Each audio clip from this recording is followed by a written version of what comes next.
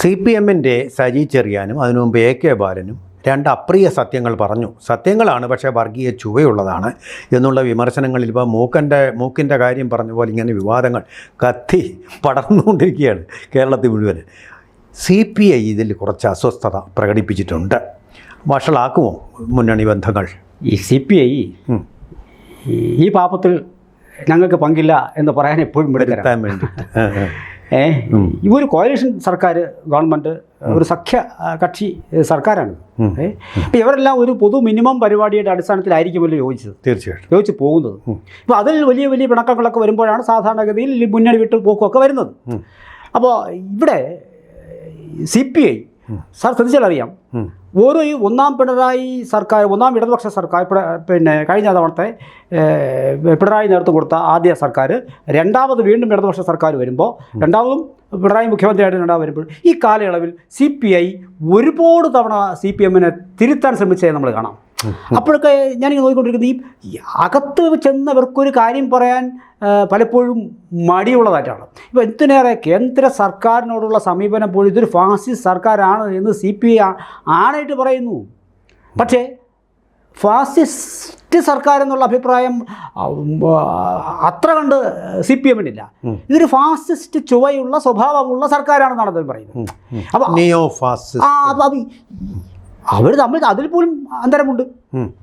ഇങ്ങനെ ഒരുപാട് കാര്യങ്ങൾ നമുക്ക് അന്ന് കിറ്റ് കൊടുത്ത സമയത്ത്, അതിനുശേഷം വന്നപ്പോഴത്തേക്കും അടുത്ത വർഷം വന്നപ്പോഴത്തേക്കും മന്ത്രിമാർക്ക് മാത്രം കിറ്റ് കൊടുത്തൊരു വന്നിട്ടുണ്ട്. അപ്പോഴും CPI കൊടുക്കുന്ന ആരാ? CPI മന്ത്രിയാണ്, അവരുടെ മന്ത്രിയാണ്.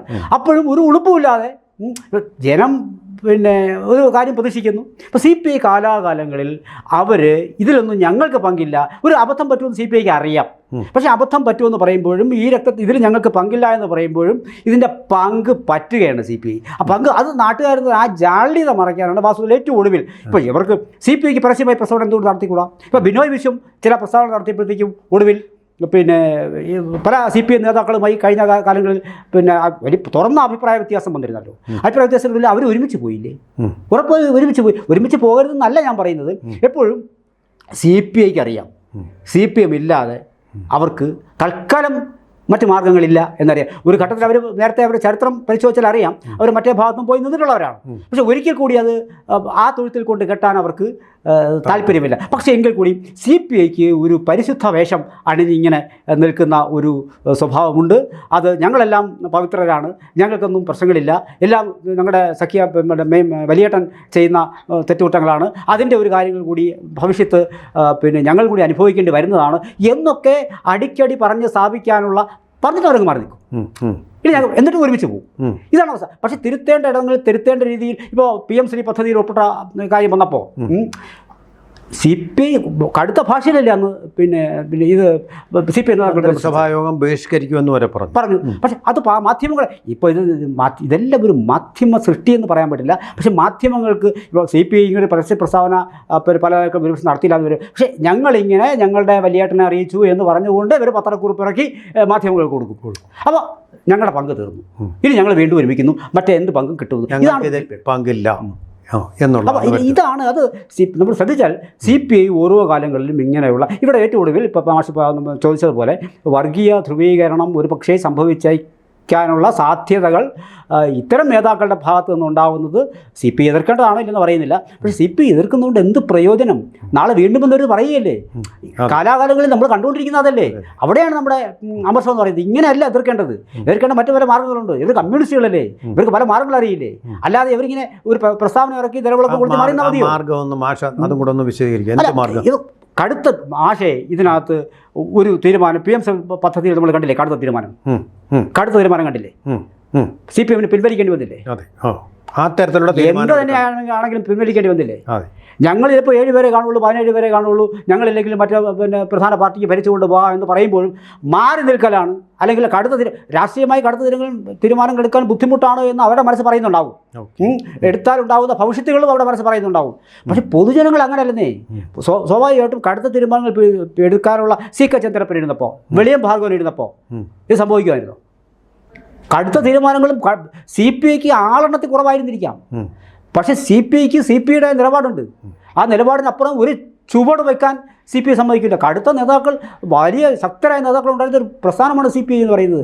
ആ കാലഘട്ടവും ഈ കാലഘട്ടവും തമ്മിൽ ഞാൻ ഒന്ന് തുലനം ചെയ്തു എന്ന് മാത്രമേ ഉള്ളൂ. അപ്പോൾ തീരുമാനങ്ങൾ അങ്ങ് എടുത്തിട്ടുള്ള പാർട്ടിയാണ്. പക്ഷേ അന്നത്തെ തീരുമാനങ്ങൾ ഇന്നത്തെ തീരുമാനങ്ങളും അന്ന് നട്ടലുള്ള തീരുമാനങ്ങളായിരുന്നു. അന്നും ഇതുപോലെ ഒരുപാട് സീറ്റ് CPM തന്നെയായിരുന്നു കൂടുതൽ. പക്ഷേ നിലയ്ക്ക് നിർത്താൻ ഒരു അഭിപ്രായം, CPIയോട് ആലോചിക്കാതെ ഒരു അഭിപ്രായം പലപ്പോഴും അവർക്ക് എടുക്കാൻ കഴിഞ്ഞിട്ടില്ല. എടുത്തിട്ടുണ്ടാവാം, പക്ഷേ പലപ്പോഴും വെച്ചാൽ, പക്ഷേ താരതമ്യേന ഈ കാലഘട്ടത്തിലേക്ക് എത്തി നിൽക്കുമ്പോൾ CPMന് CPI പല അർത്ഥത്തിലും വഴങ്ങുന്നു. ഒരു ഘട്ടത്തിൽ ഒരു വരയ്ക്കപ്പുറത്തേക്ക് പോകാൻ CPIക്ക് കഴിയുന്നില്ല. അതല്ല ചെയ്യേണ്ടത്, മുൻകാല കാര്യങ്ങളും കൂടി നോക്കി വേണം മുന്നോട്ട് പോകേണ്ടത് എന്നാണ് ഞാൻ പറഞ്ഞത്. തീർച്ചയായിട്ടും അത് തന്നെ പ്രധാനപ്പെട്ട. പക്ഷേ CPI ഇവിടെ ഒരു തിരുത്തൽ ശക്തിയായിട്ട് പ്രവർത്തിക്കുന്നു എന്ന് നമുക്ക് പറഞ്ഞിട്ടുണ്ട്. PM ശ്രീ പദ്ധതിയുടെ കാര്യത്തിൽ അത് സംഭവിച്ചില്ലേ? CPMൽ നിന്ന് തന്നെ സംഭവിക്കേണ്ടതാണ് ഈ തിരുത്തൽ. ആ തിരുത്തൽ ഇപ്പോൾ അവിടെ സംഭവിക്കുന്നില്ല. അതൊരു ഏകശിലാരൂപമാണ്. പക്ഷേ ഇവിടെ CPI ഒരു തിരുത്തൽ ശക്തിയായിട്ട് ഇപ്പോഴും പ്രവർത്തിക്കുന്നുണ്ട്. ബിനോയ് വിശ്വത്തിൻ്റെ കാലത്ത് പോലും പ്രവർത്തിക്കുന്നുണ്ടെന്ന് വേണ്ടേ നമുക്ക് കണക്കാക്കാൻ? പക്ഷേ എനിക്കെപ്പോഴും അതിൻ്റെ ഒരു വിയോജിപ്പ് എന്ന് പറയുന്നത്, ഈ കടുത്ത തീരുമാനങ്ങൾ ആദ്യം എടുക്കണമെന്നല്ല ഞാൻ പറയുന്നത്. രാഷ്ട്രീയമായ കടുത്ത തീരുമാനങ്ങൾ ആദ്യം എടുക്കണമെന്നുള്ള അഭിപ്രായം നമുക്കില്ല. രാഷ്ട്രീയമായി ഒരു വലിയ മെയ്വഴക്കം ആവശ്യമുണ്ട്. ആ മെയ്വഴക്കത്തിൽ കൂടി മാത്രമേ ഒരു കക്ഷി ഒരു ഗ്രൂപ്പ്, പല പാർട്ടികൾ അടങ്ങുന്ന ഒരു മെയിൻ ഗ്രൂപ്പിന് മുന്നോട്ട് പോകാൻ കഴിയുള്ളൂ. പക്ഷേ നമ്മുടെ ഈ പല അജണ്ടകളും പൊതു താല്പര്യം, നമ്മളിതെല്ലാം ഒരു അജണ്ട വച്ചിട്ടല്ലേ, നമ്മളൊരു കാര്യങ്ങൾ വെച്ചിട്ട് നമ്മൾ ഒരുമിച്ച് മിനിമം ചില പോയിന്റുകളുടെ അടിസ്ഥാനത്തിലുള്ള മുന്നോട്ട് പോകുന്നത്. അങ്ങനെ മുന്നോട്ട് പോകുന്നത് അത് പല ആവർത്തി വീണ്ടും തുടരെ അടുപ്പിച്ച് തെറ്റിക്കുകയല്ലേ CPM. ഓക്കെ, അപ്പോഴാണ് പറയുന്നത് ജനങ്ങൾക്ക് സംശയം ഉണ്ടാവും. അവിടെയാണ് ഈ വിഷയം വരുന്നത്. അപ്പോൾ ഇപ്പോൾ നമ്മുടെ പൂരം കലക്കൽ വിവാദവുമായി ബന്ധപ്പെട്ടിട്ട് ചില നിലപാടുകളുണ്ട്.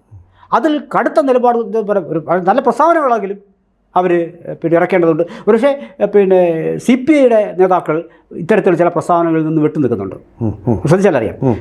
CPM എന്ത് കളിയാണ് കളിക്കുന്നത് നമുക്ക് മനസ്സിലാവുന്നില്ല. കാരണം CPM നേതാക്കളിൽ നിന്ന് ഇങ്ങനെയുള്ള വൈരുദ്ധ്യം നിറഞ്ഞ പ്രസ്താവനകൾ അവരുടെ പാർട്ടിക്കകത്തുള്ള ഇന്റേണൽ പൊളിറ്റിക്സുമായി ബന്ധപ്പെട്ടിട്ട് അവർ പറഞ്ഞിട്ടുണ്ട്. അത് വേറെ കേസ്. പക്ഷേ പൊതു വിഷയങ്ങളിൽ CPIക്ക് സാധാരണ ഇങ്ങനെ വന്ന് CPI അഭിപ്രായം പറയുന്നില്ല എന്നൊരു പ്ലസ് പോയിന്റ് കൂടി അവർക്കുണ്ട്. പക്ഷേ ഇവിടെ മറിച്ചല്ല. AK ബാലൻ പറയുന്നു, UDF ഭരണത്തിൽ വന്നാൽ ഇന്നതാവുമെന്ന് പറയുന്നു. ജമാഅത്തെ ഇസ്ലാമി എന്ന് പറഞ്ഞ ആ പ്രയോഗം. ശിവൻകുട്ടി ഇടയ്ക്ക് പറയുന്നു, ഞാൻ നിയമത്തിൽ സ്ഥാനാർത്ഥിയാവാനില്ല എന്ന് പറയുന്നു. പാർട്ടി ഘടകങ്ങൾ, ഇത് പാർട്ടി നയമാണോ, പാർട്ടി രീതിയാണോ ഇത്? അപ്പോൾ എൻ്റെ ഉദ്ദേശം എന്ന് പറയുന്നത്, അപ്പോൾ പലയിടങ്ങളിൽ പല നേതാക്കൾ ഒടുവിൽ സജി ചെറിയാൻ്റെ ഈ പ്രസ്താവനയൊക്കെ വരുമ്പോൾ പാർട്ടിയുടെ അടിത്തറയിൽ നിന്ന് ചില കല്ലുകൾ അവിടെ ഇവിടെ ഇളകുന്നത് CPIക്ക് മനസ്സിലായി എന്നുള്ളതാണ്.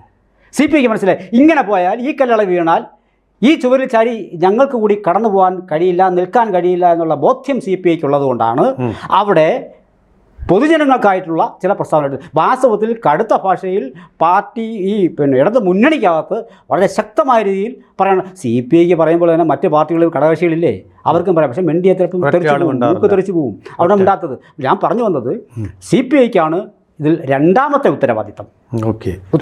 ആ ഉത്തരവാദിത്തം നിർവഹിക്കുന്നത് CPI മുൻകാലങ്ങളെ അപേക്ഷിച്ച് ഭംഗിയാകുന്നില്ല എന്ന് മാത്രമേ നമ്മൾ പറഞ്ഞു. തീർച്ചയായിട്ടും.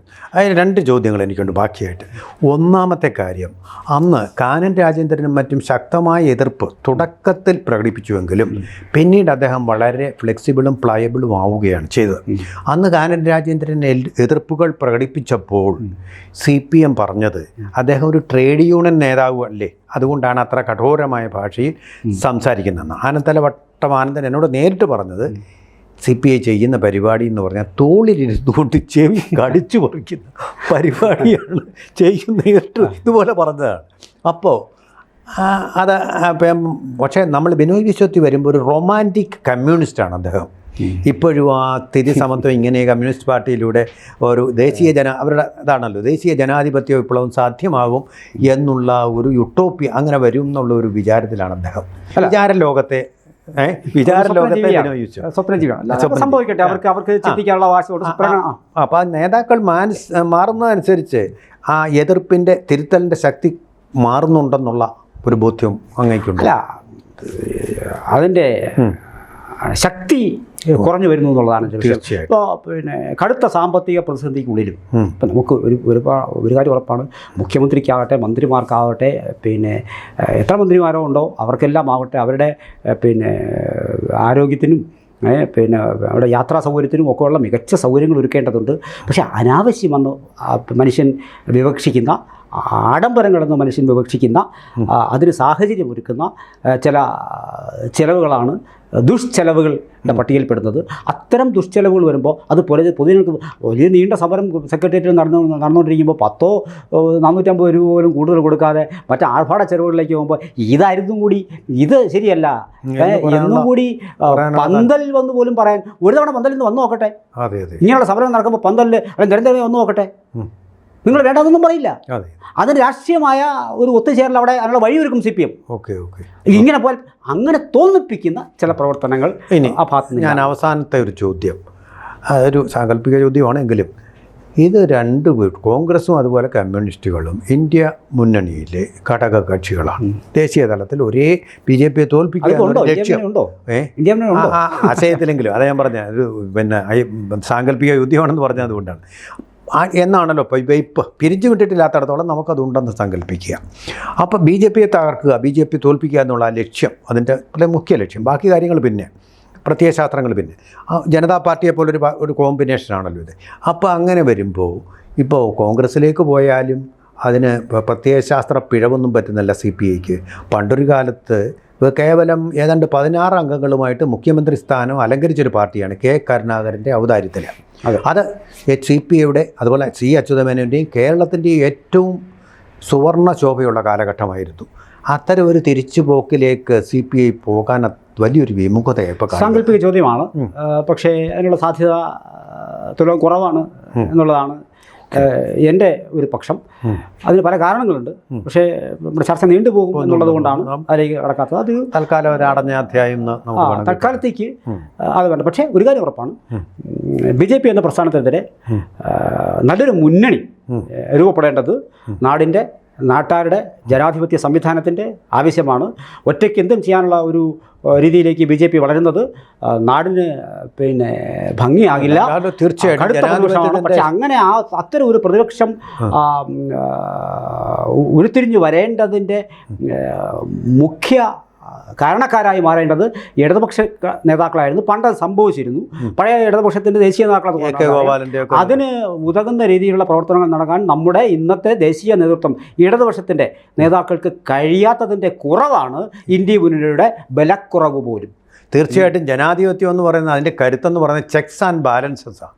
അല്ലെങ്കിൽ അത് ഏകാധിപത്യമായി സ്വാഭാവികമായിട്ട് ഓട്ടോമാറ്റിക്കായിട്ട് തന്നെ ആരും വിചാരിച്ചില്ലെങ്കിൽ പോലും തീർച്ചയായിട്ടും ശക്തമായിട്ടൊരു പ്രതിപക്ഷം ഉണ്ടാവണം. പക്ഷേ തമ്മിലടിക്കുന്ന ഒരു പ്രതിപക്ഷമായിരിക്കരുത്, ആദർശ ശുദ്ധി ഉണ്ടായിരിക്കണം. BJPയെ തോൽപ്പിക്കുക എന്നുള്ള ലക്ഷ്യം, നല്ല ശക്തമായ പ്രതിപക്ഷമായിട്ട് പ്രവർത്തിക്കുക എന്നുള്ളത് തന്നെയായിരിക്കണം ലക്ഷ്യം. ആ അധികാരത്തിന് വേണ്ടിയുള്ള മോഹമായി പോകുമ്പോൾ അവിടെ അടിപിടി ഉണ്ടാകും, കടിപിടി ഉണ്ടാകും. ഇപ്പോൾ ഇന്ത്യ മുന്നണിക്ക് സംഭവിച്ച പോലെ സംഭവിക്കും. അതുണ്ടാകാത്ത നല്ലൊരു പ്രതിപക്ഷം എന്ന് പറയുന്നത് നമ്മുടെ സ്വപ്നമാണ്. അതുണ്ടാകുന്നില്ല എന്നുള്ളത് സത്യവുമാണ്. കൂടുതൽ വാർത്തകളും വിശേഷങ്ങളും നിങ്ങളിലേക്ക് എത്താൻ ABC മലയാളം സബ്സ്ക്രൈബ് ചെയ്യുക, ബെൽ ബട്ടണും അമർത്തുക.